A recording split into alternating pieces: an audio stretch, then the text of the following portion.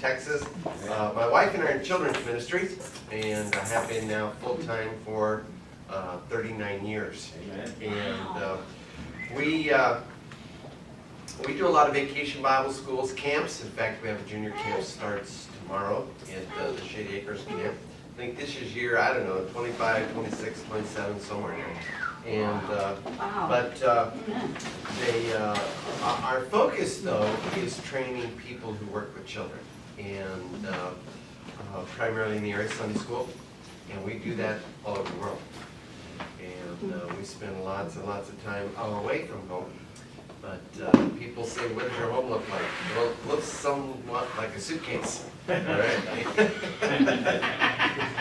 So the real strong resemblance there. But our focus is training Sunday school teachers.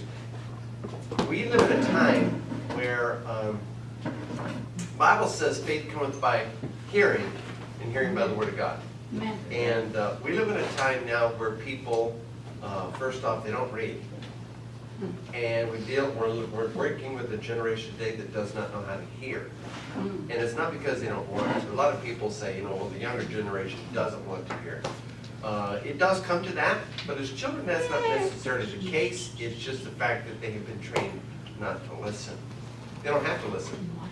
Everything they do is by sight. The Bible says that we walk by faith, not by sight. So faith comes from hearing the Word of God. If they don't know how to hear, then what are they going to walk? How are they going to live their Christian life? It's going to be by sight, right, not by faith. Right. Right? And turn, if you would, to, I'm taking a stab at this.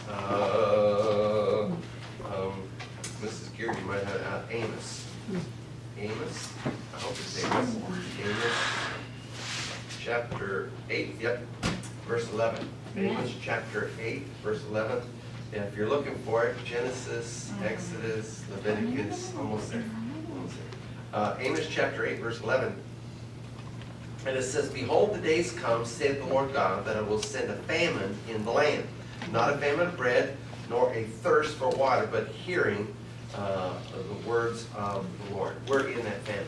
Yeah. The younger generation today is in a famine as far as the Word of God. They don't read the Word of God. They don't listen to the Word of God. They're not instructed. They don't walk by the precepts and the concepts and the teachings and blessings of the Word of God. So we are, I am not by any means prophesying, or I have no idea when the Lord's return is, but I think that we are very, very easily looking at the generation that would usher in the Antichrist.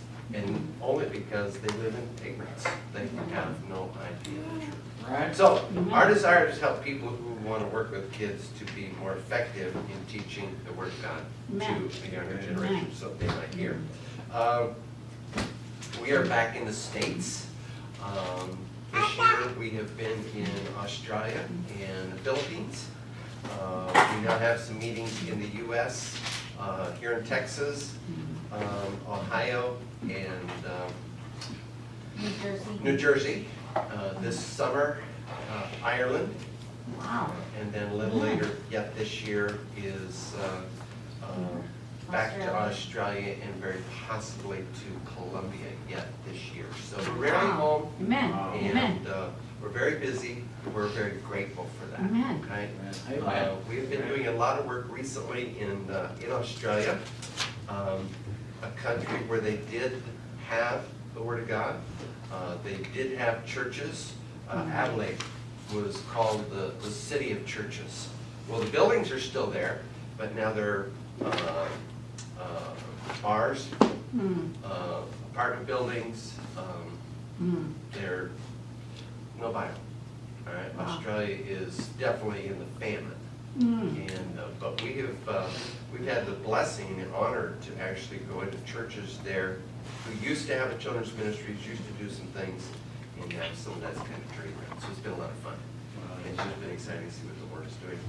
We do have some prayer cards. You want? You can pray for us. Thank you again for being a blessing to us. We would appreciate it. Put this on your refrigerator, all right? When you see that, you'll see us about 3 times a day, all right? That's right. Okay. And, please take one, and we appreciate your prayers. Thank you for all your blessings. We appreciate it very much, preacher. Amen. Amen. Amen. Praise the Lord.